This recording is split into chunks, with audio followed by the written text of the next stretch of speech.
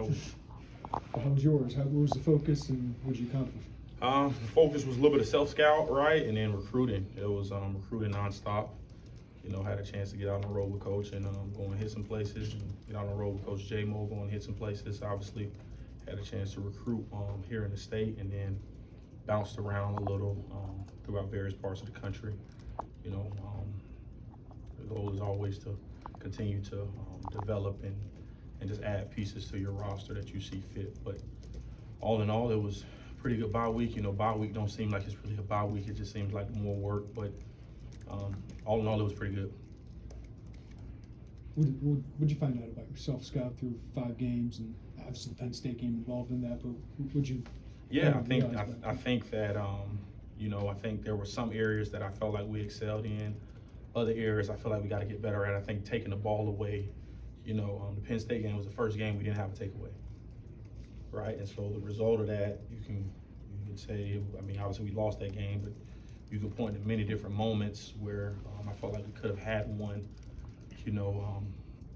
It's all about just trying to give the other side of the ball extra possessions, right? It's all about, I think if you can take the ball away at a high clip like we've done, especially early on in the season, you give the other side of the ball chances. Also, you have a chance to score on defense. And so just coming out of the bye week and just self-scouting has really been just fundamentals. Fundamentals are really a key thing. More importantly, when we've taken the ball away, we've given ourselves a chance to win as opposed to not. In terms of coverage things, I won't dive in deep there. I'm not trying to give none of our competition any ammo, but there were some things I found out, some things that I think we did better at than others. I'm going to continue to probably self-scout us just on a weekly basis, so teams don't get a beat on us. Purdue's been struggling. They made a change of coordinators. They only have 1 game of film on that. How do you prepare and ask your guys what to expect with that? Yeah, I think part of it is, right, let's not forget this is a rivalry game, right? I think despite what they're dealing with and what they're going through, right, I know they have good players and they got damn good coaches, and so at the end of the day, this is a rivalry game. So whatever has taken place prior to us playing them, I think sometimes that film can tell you a lie, because I watched that quarterback move around in the pocket, and he's just as good as any quarterback, maybe better than any quarterback we played this season, right? I watched that running back run downhill like a madman, right? And Maccabee, he does a great job, especially on the perimeter. I watched their O-line, right, bury people up front, to create those running lanes for the running back, and do some good things in pass protection. The reality of it is right, whatever they're going through, whatever they're dealing with, right, obviously, I know they want to play better, right, and I fully expect them when they walk into this stadium. It is the first game of the year. It is a brand new season because it is a rivalry game, right? I think you have to throw everything else that they've been going through out of the window. And at the end of the day, right, it's about us playing good football, right? It's about us doing what we're supposed to do in regards to our job every single play. And I know it's going to be a live atmosphere, so we're really looking forward to that. Coach, is it right to assume when you're not playing Purdue that you probably root for Coach Walters? Is that fair? Pardon me? Yeah, are you rooting for Coach Walters when he's not playing Illinois? All the time when we're not playing him, yes, sir. So when they're struggling like they have been this year, how do you feel about that? Do you talk to him at all, or tell me how that? I hadn't talked to him in probably about 3 weeks. I think it's natural, right? When you got relationships with people, you don't want to see them struggle. Right. You don't want to see him right. You don't like. I got a daughter, right? She fell down the other day, and although she was crying, I didn't want to see her fall down, but I know that there's a lesson in that. Okay. And so I think at the end of the day, this profession, this coaching profession, it is insane, right? You can have 2 different spectrums in terms of, right? You can be in one segment of your life where there's a lot of success and you're doing some great things and everything's going well, and then you can be in another segment of your life where there's struggle and you're dealing with some things. And I just think that really good people who grow from opportunities to who grow from hard opportunities, I think naturally we call them people who persevere. And I know one thing, I know that team's gonna come over here ready to rock and roll and ready to play. And so when Walt was here, we used to always speak about, if we ever had a chance to play each other, we gonna go at each other's neck, right, and hug each other after the game. You know what I'm saying? It's like to your point, it's like a brotherhood. But at the end of the day, it's not about me, him. It's not about coach. It's about our guys going out there and showing what they can do. When you played at Wisconsin, like you guys beat Minnesota, you get the Axe, like big rivalry trophy games. What is it like as a college player and just as a football coach playing these rivalry games that also have these kind of trophies? Like, how do you guys kind of go about that? Yeah, I think it's really cool. You know, I think for us being here, we haven't had it yet. You know, and so that's I can't speak on that too much. We got some guys in the building that have had it, have had the cannon, but the reality of it is when you're playing these trophy games and these rivalry games, I mean, they're so sacred, I think, to college football and the sanctity and the brotherhood that was there, because it's a tradition that's been established, right, for years on end. You know what I'm saying? And so, like, to have this game as an opportunity, right, and you're playing for something, I think it's truly incredible, not just for us as coaches, right, but for our players as well. And so I can obviously remember my time at Wisconsin and winning the Axe. You know, that was always bragging rights for that year. You know, that was always bragging rights when you did go up to Minnesota for vacation, or you had friends that were on the opposing team. You know what I'm saying? And so I just think at the end of the day, like, the goal is to win every game. But there becomes a little more added sauce and juice to it when it's for a trophy, right? And we're relatively close in regards to proximity, right? We recruit a lot of the same people, you know, and so I just think you give yourself a leg up when you do have a chance to play in these games and win them. When you're self-scouting these first 5 weeks, what part does personnel and depth chart play in that? Or do you feel like guys are locked in, or could we see different guys getting a little? Yes, sir. I think that's a snaps? phenomenal question, right? So the beauty about what we've done is one thing I did even prior to the season starting is I tried to do a good job of, and Coach spoke to this, right, putting our best players in the best position, right? You saw Gabe Backus move inside a little bit, right? And so that was just something that we took note of in the offseason. And then just moving forward from a self-scout standpoint is like, how can I give our players an advantage? You know, is that a personnel grouping? Is that moving one guy off the field because he don't need these snaps and bringing another guy onto the field based on the situation? And so there's been a lot of detail and info, and you may or may not see new personnel groupings, right? But I will tell you this, you know, I think the way our system and our scheme is set up for players to come into it and have a lot of success, to play fast, right? To not allow them to think.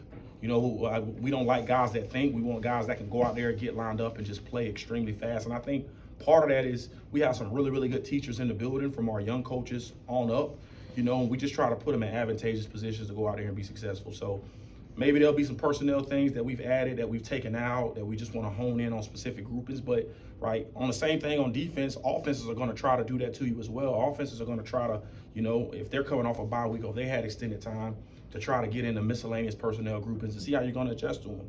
And so I just think as a coach, you always have to have plays to counter plays, you know, to kind of help you if they do present something that you haven't seen, at least you have an answer for. Aaron, you've been able to limit explosives, force long drives. How much of that is by design of what is that the identity of this 24 defense? Right. Well, I think, you know, if I could, I want to go on record saying, if I can get a 3-and-out, fellas, I will take a 3-and-out every single time. I promise you that, you know. But I just think naturally, you know, we have had a couple of longer drives. And I can remember, I think it was a Central Michigan game or Kansas game, right? I think it was like a 17 or Nebraska game, like a 17, 19 play drive, right? And that's a testament to the offense, right? They converted on a couple of third downs. They got a couple of explosive plays, you know, and at the end of the day, I'm trying to get off the field as fast as possible. And if I can do that with a takeaway, I'm going to do that. But I do think our guys, from our defensive line to our secondary, they've done a tremendous job in not only just keeping things in front of them, but contesting them, right? Oftentimes, probably outside of the Penn State game, when you saw a catch, you saw a tackle, right? And so I think that guys have done a really good job, and that just goes back to fundamentals, right? Like, they catch the ball, they pop a run, get them down, right? Give us another opportunity. You know, and that's a testament to how we practice or how we've been practicing, you know, and just in regards to even on these, if coach extends or shortens practice, we still have our fundamental and individual peers in there. And so, but again, if I can have 100 3 and outs, I'll take them every day of the week. You know what I'm saying? And so the goal isn't to try to keep our guys on the field. The goal is to, right, based on the situation we're in, knowing that teams like to take shots in these certain segments, or teams like to do this in regards to backed up, or teams like to do certain things in regards to being in a low red, right? I'm trying to put our players in a great position to be successful based on the call. How would you maybe evaluate run defense, both with Penn State as the most recent game, but also having 5 games worth maybe to evaluate? Yeah, well, I think it's been up and down, right? I do think we could have been better in some regards, you know, especially in the Penn State game. But, you know, like, and I went on record and told you guys this before, right? At the end of the day, my goal is to eliminate points.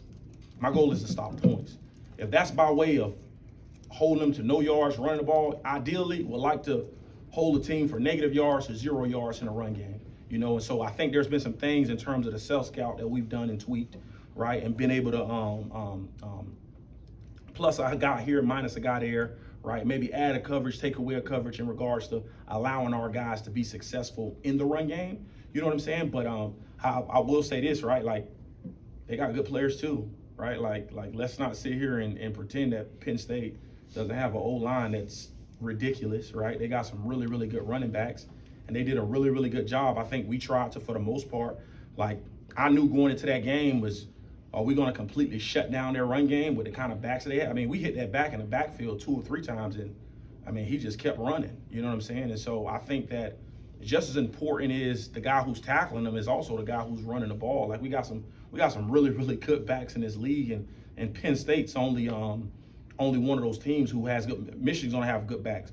Purdue has really, really good. We're gonna face some backs that are really, really talented. But the goal is to try to minimize some of those runs, especially on those longer drives, to give our guys an advantage. But at the end of the day, you know, I want to try to eliminate as many points as possible. If that means, do I ever want a team to throw for 500 yards? No, hell no.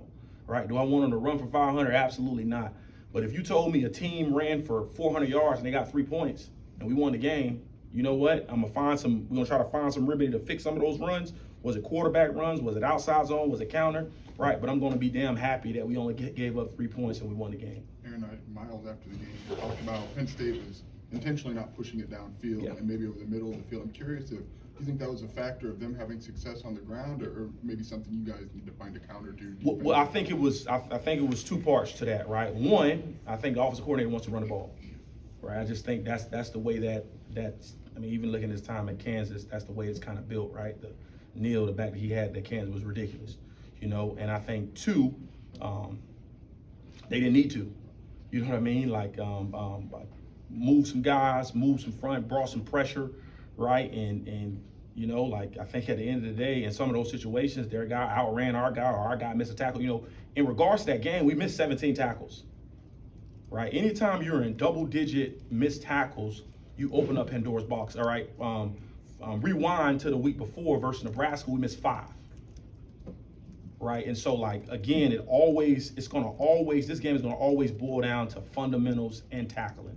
Right. We missed 17 tackles. Why? Right. So that's probably the main thing that I looked at in regards to that. Why do we miss those tackles? Are we putting a guy in space that isn't that isn't good at tackling in space?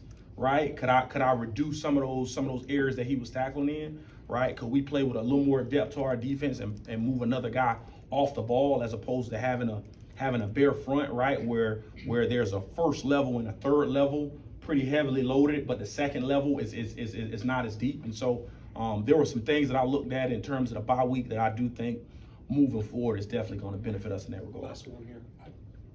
I apologize if I'm getting too specific here, but it seems to me this year that it's a referee question on what I call the intentional underthrow, where they're not really trying to complete the pass.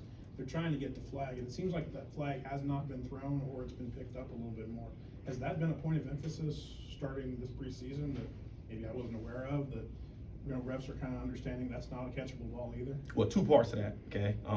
I did a study last season, right, in regards to the PIs. Obviously had a ton of PIs, but a lot of that was man coverage, right? A lot of that was man coverage. If you look at the year before, obviously had a really talented secondary, and so going into last year, I felt like we could play man, but I'm sure every head coach was saying that these guys grab, pull, tug when they're in man-to-man, right? Well, you put that in somebody's ear, right? They're probably going to pay attention a little more. Well, this year we played a combination of some man, some zone, some this, some that, and teams haven't really got a beat on when we were playing man and zone. And so I think as part of it is, right, one, we're playing with a little more eyes on the quarterback, so there really hasn't been a need for those guys to even give us an opportunity to have a PI, you know. And then two, our guys have gotten better, right, because they're a little more experienced. Coach Parker's done a tremendous job in teaching those guys, okay, this is where we want to get our eyes back at when you're in phase. All right, we're in a red area. This is how we want to play this ball. When we're down the field, right, this is how we want to play this ball. And I think there's been because we've been emphasizing takeaways, naturally when you're doing that, there's a lot more, okay, let me find out and locate where this ball is to give us a better opportunity. And we try to let the refs know that before the game. Listen, these guys, we're gonna be in man-to-man, they're gonna get their eyes back. They are gonna purposely look for the ball to try to make a play on it. And so I think it's a combination of us being in zone coverage a little more than last year, and our guys having a little more experience learning from the things that took place last year.